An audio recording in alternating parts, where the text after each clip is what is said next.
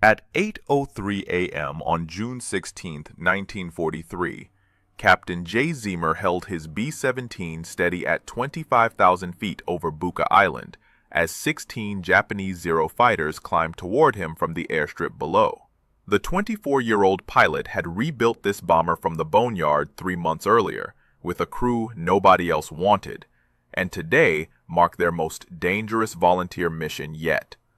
A solo 1,200-mile photo reconnaissance run that Command had called suicidal. In the past 6 months, the Pacific Theater had lost 43 unescorted bombers over Japanese-held islands, with survival rates below 30%. Old 666 carried 9 men that morning. Zemer's crew called themselves the Eager Beavers because they volunteered for every mission others refused. They'd taken a damaged B-17E that pilots considered cursed, stripped 2,000 pounds of weight, installed new engines, and mounted 19 50-caliber machine guns. The bomber now carried more firepower than any aircraft in the Pacific. But firepower meant nothing against impossible odds. 16 Japanese fighters were climbing at 3,000 feet per minute. The photo mapping run required Old 666 to hold course for 2 more minutes. No evasive maneuvers. 9 Americans, 600 miles from friendly airspace. Second Lieutenant Joseph Sarnosky crouched at the bombardier position in the nose. The 28-year-old had spent 18 months in the Pacific Theater flying combat missions. He'd earned the Silver Star 3 weeks earlier. His orders home were effective in 3 days. His bag sat packed at Port Moresby. He'd volunteered for this mission anyway because the crew needed an experienced bombardier to operate the cameras.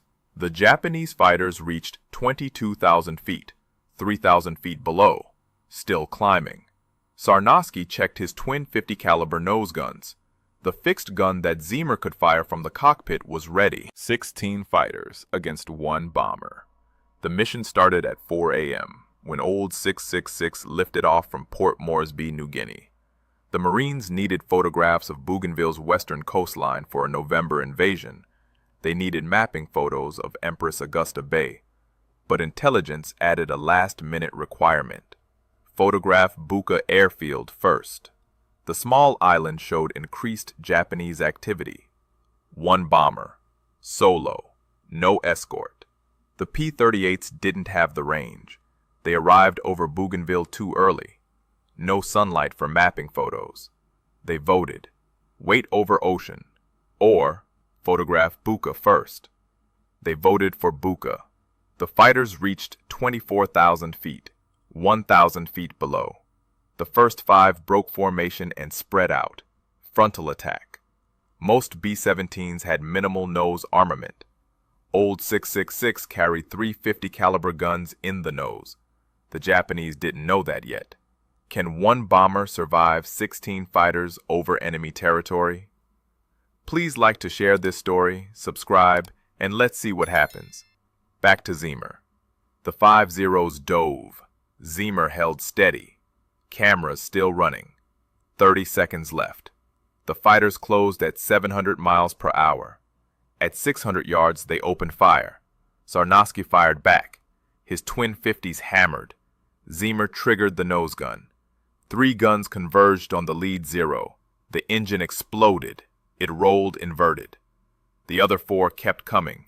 At 300 yards, shells hit the nose. Plexiglass shattered. 1 shell exploded in front of Sarnosky. The blast threw him backward. Blood poured from his neck and side. In the cockpit, shells blew holes through the floor.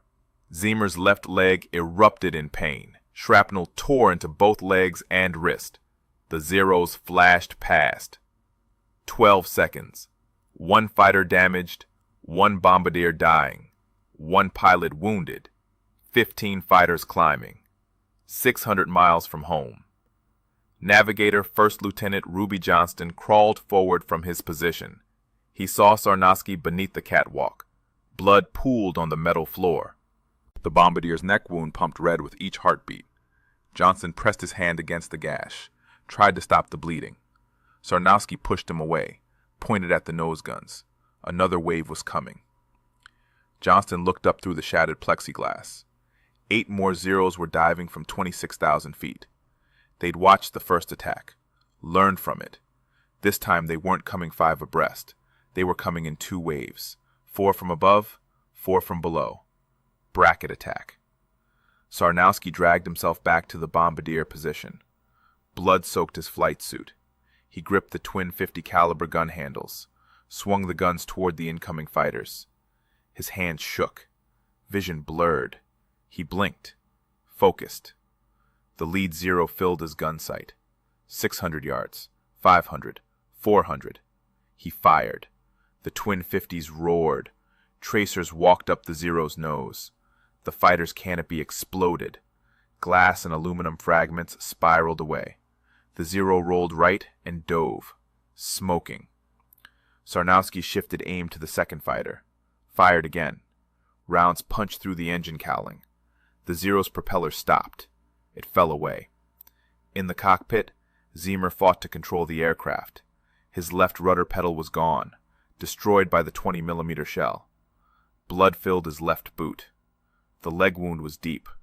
Bone showed through torn flight suit fabric. His right wrist bled where shrapnel had sliced through. He couldn't feel his fingers properly. The control yoke felt slippery with blood. But he held course. The cameras were still running. The mapping photos of Empress Augusta Bay were critical. The Marines needed them. Without these photos, the November invasion would go in blind. Men would die on beaches they couldn't see from intelligence photos. He held steady.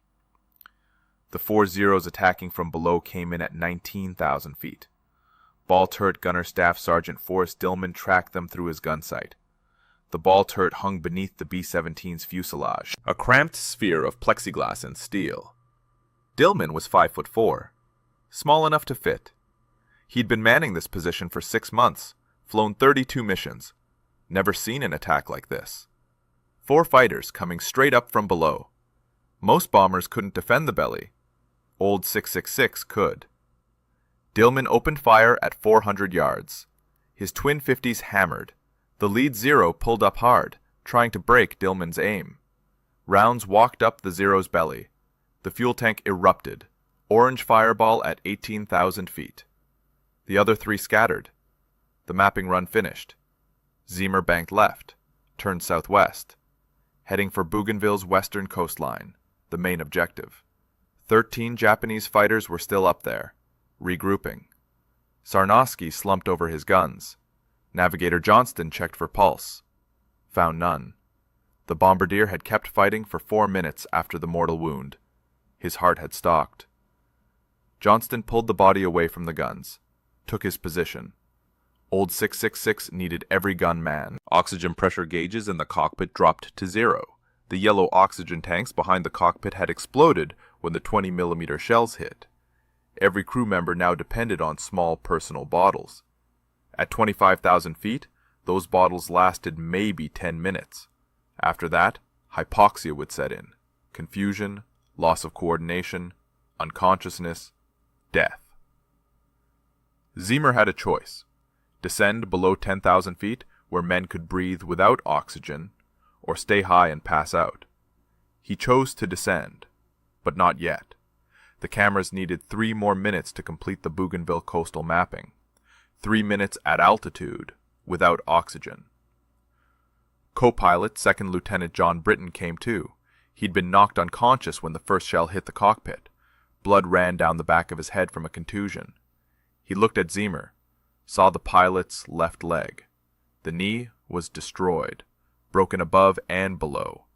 A hole the size of a fist gaped in the thigh.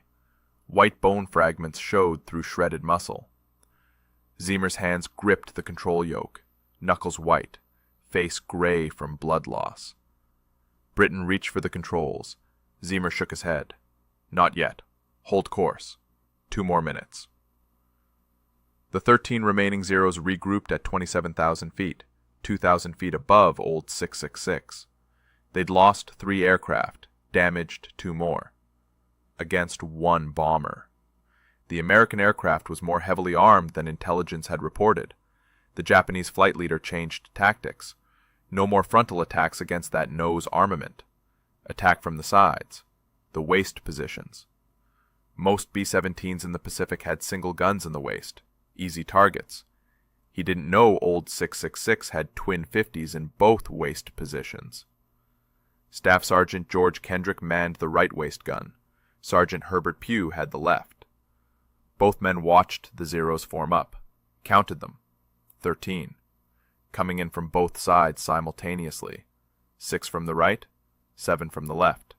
Split attack. Force the gunners to choose targets. Overwhelm one side.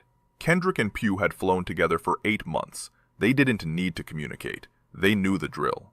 Kendrick took right side threats. Pugh took left. When fighters crossed over, they'd hand off targets. The Zeros dove. Kendrick opened fire at 500 yards. His twin 50s tracked the lead Zero on the right. Tracers converged. The Zero's wing route erupted. Fuel sprayed. The fighter rolled away, trailing fire. Kendrick shifted to the second fighter. Fired. Missed. The Zero was jinking, hard to track. He led the target. Fired again. Rounds walked across the Zero's fuselage. Cockpit glass shattered. The fighter snap-rolled left. Out of control. 2 down on the right side. 4 still coming. On the left, Pugh engaged his 7 targets. The first Zero came in fast. Too fast. Pugh held fire. Waited. The Zero's guns flashed. Rounds punched through old 666's fuselage. Pugh didn't flinch. He tracked the fighter. Led it. Fired at 300 yards. The Zero flew through his stream of fire. Engine smoking. It pulled up. Disappeared above. The cameras clicked off. Mapping complete. Zemer shoved the control yoke forward. Old 666's nose dropped. The altimeter unwound. 24,000. 22,000. 20,000. The dive was steep. Necessary. The crew needed oxygen. But the Zeros were diving too. Chasing. At 15,000 feet, Zemer pulled back. Leveled off. The air was breathable now. Crew members gasped. Sucked in oxygen. Their personal bottles had run dry minutes earlier. Some had been close to passing out. The dive had saved them. Radio operator Technical Sergeant Johnny Abel climbed out of the top turret. His left leg was bleeding. Shrapnel from the oxygen tank explosion had peppered his thigh. He ignored it. Checked on the other crew. The waist gunners were still firing. The tail gunner was alive. Ball turret operational. Navigator Johnston was manning Sarnowski's nose guns. Sarnowski's body lay beneath the catwalk, covered with a jacket. Abel climbed back into the top turret, swung the twin 50s toward the pursuing Zeros. They were coming again. The Japanese fighters had old 666 at a disadvantage now. The bomber was at 15,000 feet. Lower. Slower. The Zeros could dive from above with speed advantage. 8 fighters remained operational. The other 5 had been damaged or destroyed, but 8 was still enough. The flight leader organized them into 2 4-ship elements. One element would attack from the rear quarter, the other from the front quarter, force the bomber to defend 2 directions simultaneously. Classic pincer. It usually worked. Tail gunner Staff Sergeant William Vaughn saw them coming. 4 Zeros in trail formation. Diving from his 6 o'clock high position, they'd approach from behind and above, attack the tail, then pull up and away before the nose guns could engage. Standard tactic. Vaughn had seen it 30 times. He swung his twin 50s up, elevated the guns to maximum angle, waited. The Zeros opened fire at 600 yards, too far. Rounds fell short. Vaughn held his fire, saved ammunition. 500 yards, 400. The Zeros were committed now. Couldn't break off. Vaughn fired. Both 50s hammered. The lead Zero took hits across the engine. Smoke poured. It pulled up hard. Stalled. Fell away spinning. The other 3 scattered. The front element attacked simultaneously. 4 Zeros diving at the nose from 10 o'clock high. Johnston saw them. Swung Sarnowski's guns. The twin 50s were still warm from the last engagement. Still loaded. He fired at 500 yards, walked tracers toward the lead fighter. Missed. The Zero was fast, closing at 400 miles per hour. Johnston adjusted, led the target more, fired again. Hits! The Zero's cowling shredded. Pieces flew back, hit the canopy. The fighter pulled up, trailing smoke. Old 666 shook from hits. 20mm shells punched through the left wing. Hydraulic fluid sprayed. The number 2 engine coughed. Ran rough. Zeamer checked the gauges. Oil pressure dropping. Cylinder head temperature rising. The engine was dying. He feathered the propeller, shut it down. 3 engines remaining. 600 miles still to go. The Japanese fighters broke off at 8:45 a.m., 42 minutes after the first attack. They'd lost 4 aircraft confirmed, 3 more heavily damaged. Their ammunition was depleted. Fuel gauges showed critical levels. The return flight to Bucha was 30 miles. They couldn't continue. The flight leader waggled his wings. The signal to disengage. 7 remaining Zeros turned northeast, climbed away. Left old 666 limping southwest over open ocean. Zeamer slumped in his seat. The adrenaline was fading. Pain rushed in to replace it. His left leg throbbed. Each heartbeat sent waves of agony through the shattered knee. His right wrist bled steadily. The gash was deep. He could see tendon. His flight suit was soaked red from waist to boots. Blood pooled on the cockpit floor, mixed with hydraulic fluid and spent brass casings. The smell was overwhelming. Copper and cordite and aviation fuel. Britain took the controls. Zeamer didn't resist this time. He leaned back, closed his eyes, stayed conscious through will alone. Behind the cockpit, the crew assessed damage. Old 666 had taken 187 bullet holes, 5 20mm cannon strikes. The nose plexiglass was gone. Wind screamed through the opening. The oxygen system was destroyed. Number 2 engine was shut down. Hydraulics were leaking. The radio was dead, hit during the first attack. They couldn't call for help, couldn't request emergency landing clearance. They were on their own. Port Moresby was still 500 miles southwest. 2 hours of flying time at reduced speed on 3 engines. Abel and Kendrick worked on Zeamer's leg. They'd pulled the first aid kit from its mount, found sulfa powder and bandages. The wound was too severe for field medicine. Bone was shattered. Arteries were severed. They packed the wound with gauze, wrapped it tight, applied pressure, slowed the bleeding. That was all they could do. Zeamer needed a surgeon. Soon, or he'd bleed out before they reached land. His pulse was weak, skin pale, lips blue. Shock was setting in. Johnston remained at the nose guns, scanning the sky for more fighters. The Japanese might send a second wave, fresh aircraft from Rabaul. It would take them 90 minutes to reach this area. Old 666 would be vulnerable the entire flight back. No radio, 1 engine down, wounded crew, easy target. But the fighters never came. The sky remained empty, just clouds and ocean below. The bomber droned southwest, alone. At 9:30 a.m., Britain spotted the New Guinea coastline. Land. They'd made it across the Solomon Sea. But Port Moresby was still 200 miles inland, over mountains, through weather. Old 666 was losing altitude. The 3 remaining engines couldn't maintain 15,000 feet. They were down to 12,000 now, sinking slowly. The mountains ahead were 7,000 feet high. They'd clear them. Barely. Zeamer opened his eyes. He didn't remember closing them. Britain was still flying. The coastline was behind them now.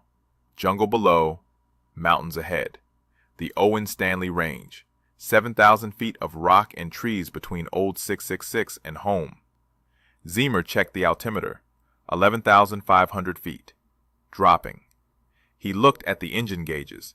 Number 2 was still feathered. Dead. Number 1 was running hot. Cylinder head temperature in the red. Oil pressure fluctuating. That engine wouldn't last much longer. If it failed, they'd have 2 engines. Not enough power to clear the mountains. They'd have to ditch in the jungle. Nobody survived jungle crashes. The weather closed in at 10,000 feet. Clouds wrapped around the bomber. Visibility dropped to 0. Britain was flying on instruments, compass heading, airspeed, altitude, rate of climb. The bomber shuddered through turbulence. Rain hammered the fuselage. Lightning flashed in the clouds. Thunder rolled. Old 666 descended through 9,000 feet. The mountains were somewhere ahead in the clouds. Britain couldn't see them. He flew the heading. Trusted the compass. hoped the mountains were behind them. At 9,500 feet, they broke through the clouds. Clear air below, mountains all around. The Owen Stanleys, jagged peaks covered in jungle. Old 666 was in a valley. Mountains rose on both sides, higher than the bomber. Britain banked right, followed the valley southwest, looking for a pass through the range. The altimeter read 9,000 feet now, still dropping. Number 1 engine was failing. Temperature gauge pegged. The engine was cooking itself. Britain reduced power, babied it, tried to keep it running. They needed every bit of thrust. Kendrick came forward, told Britain about Zeamer. The pilot was unconscious, pulse barely detectable, breathing shallow. He'd lost too much blood. Hours had passed since the wound. The bandages were soaked through. Nothing more they could do. Zeamer needed blood transfusions, surgery. They had minutes, maybe less. Britain pushed the throttles forward, risked the engines. Speed was more important than caution now. The valley opened ahead. Port Moresby lay beyond the next ridge, 30 miles. Britain climbed, aimed for the lowest saddle between peaks, 8,000 feet. Old 666 struggled upward, 700 feet per minute climb rate. Normally it climbed at 1,000. The damaged bomber was at its limit. The ridge approached. Old 666 cleared it by 300 feet. Trees flashed below. Then the valley opened. Port Moresby appeared ahead. 7-mile airstrip. Home. Britain keyed the radio. Dead. Still dead. He couldn't call the tower. Couldn't request emergency landing. He'd have to go straight in. Hope the runway was clear. Hope the tower saw them coming. Saw the damage. Understood. He dropped the landing gear. The hydraulics groaned. Gear came down. Locked. Flaps next. They deployed partially. Hydraulic pressure was too low for full extension. The approach would be fast. Too fast. But there was no choice. Old 666 crossed the airfield boundary at 140 miles per hour. 30 miles per hour too fast. Britain held the nose up, bled off speed. The main wheels touched. Bounced. Touched again.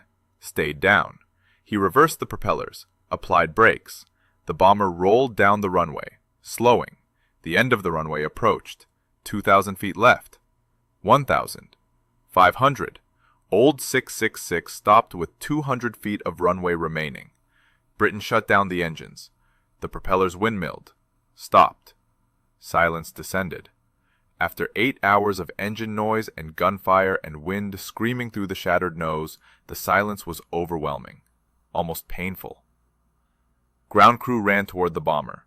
They'd seen it approach, seen the damage, the missing plexiglass, the feathered engine, the bullet holes covering every surface.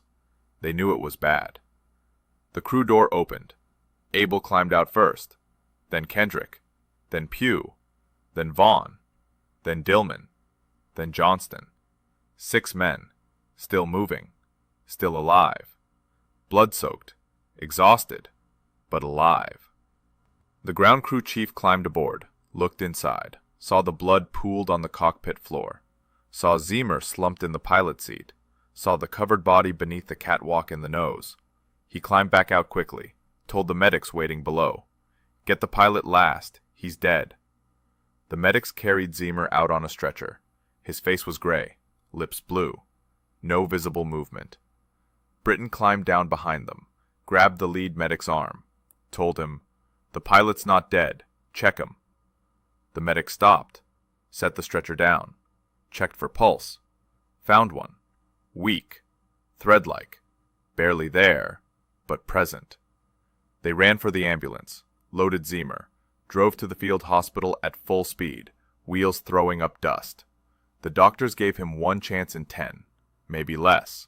He'd lost more than half his blood volume, both legs shattered, multiple fractures above and below the left knee, right wrist tendon severed, dozens of shrapnel wounds across both arms and torso, severe shock. His body temperature had dropped to 94 degrees. They started transfusions immediately, 4 units, then 6, then 8. Began surgery, worked for 6 hours straight, reconstructed the knee, repaired the arteries, saved his life. Johnston led the ground crew to Sarnowski's body. They carried it out carefully, respectfully, laid it on a stretcher, covered it with a clean sheet. The bombardier had died at his guns, kept fighting with a mortal wound, shot down 2 Zeros after the blast that should have killed him instantly, after his neck was torn open, after his side was ripped apart. He'd crawled back to his position, fired until his heart stopped, saved the mission, saved the crew, protected the nose while dying. He was supposed to go home in 3 days, back to Pennsylvania, back to his wife Marie, back to his family of 17 siblings. Now he was going home in a casket. A hero, but dead. The ground crew chief walked around old 666 slowly, counted the damage methodically. 187 bullet holes, 5 20mm cannon strikes, each one capable of destroying a fighter. Nose completely destroyed, oxygen system destroyed, radio destroyed, number 2 engine destroyed, hydraulics severely damaged, flight controls damaged, left wing spar cracked, tail section peppered with holes. He looked at the surviving crew members, asked the question, "How many fighters attacked you?" Britain said, 16, maybe 17. They came in waves. The crew chief shook his head, didn't believe it. Nobody could survive 16 fighters alone. Not possible. He climbed inside the bomber, saw the blood covering every surface, saw the thousands of spent brass casings rolling across the floor, saw the torn metal, the shattered instruments, the destroyed equipment. He believed it then. He'd never seen anything like it. In 18 months in the Pacific Theater, he'd never seen a bomber take this much damage and survive. The photographs old 666 captured that day were developed within hours. Intelligence officers studied them carefully. The Buka airfield photos showed 16 aircraft on the ground, confirmed the Japanese buildup. The Bougainville coastal mapping photos were perfect. Every beach, every reef, every approach to Empress Augusta Bay. Exactly what the Marines needed. On November 1st, 1943, 4 months after Zeamer's mission, the 3rd Marine Division landed at Empress Augusta Bay. They used the photos from old 666 to plan every detail. The landing zones, the approach routes, the defensive positions. The invasion succeeded. American forces secured Bougainville. The photos captured by a dying bombardier and a bleeding pilot saved hundreds of Marine lives, maybe thousands.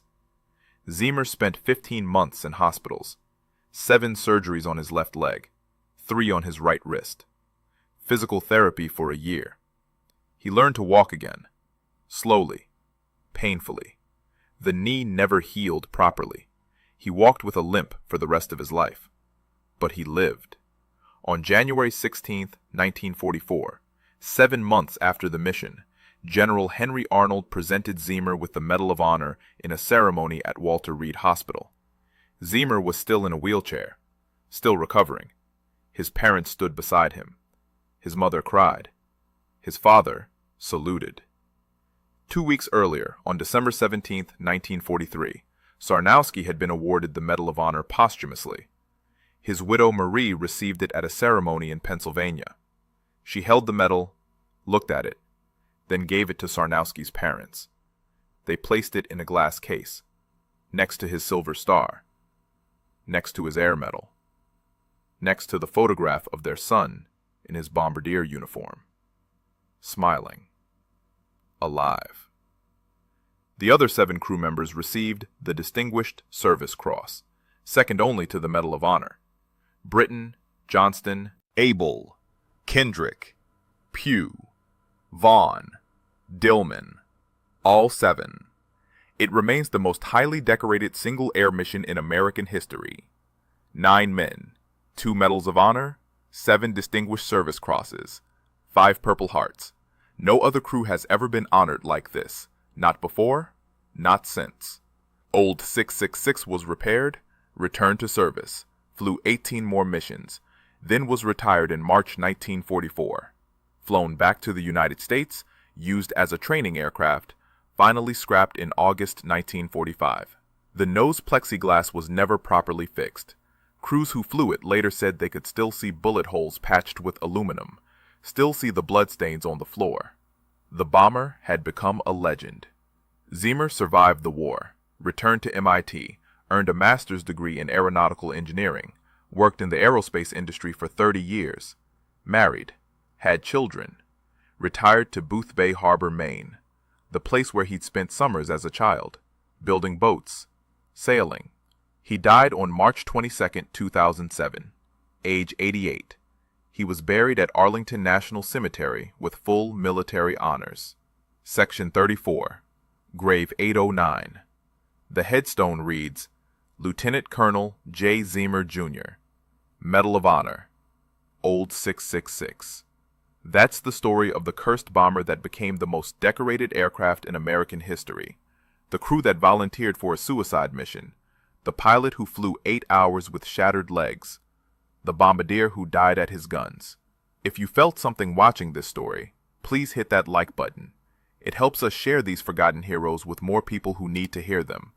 Subscribe so you never miss another story like this. Drop a comment below and tell us where you're watching from. We read every single one. Thanks for keeping these memories alive. We'll see you in the next video.